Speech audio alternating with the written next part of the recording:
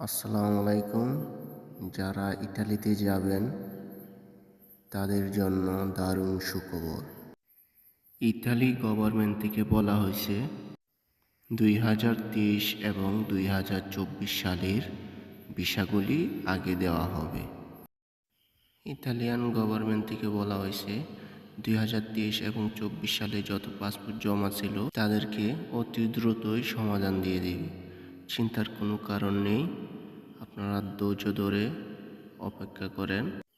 যাদের অরিজিনাল নুলস্তা তারাই আগে ভিসা পাবেন, চিন্তার কোনো কারণ নেই, অতি দ্রুতই সমাধান পেয়ে যাবেন। সর্বোচ্চ আল্লাহর রহমতে 1 থেকে 1.5 মাসের মধ্যেই আপনার স্বপ্ন পূরণ হবে ইনশাআল্লাহ।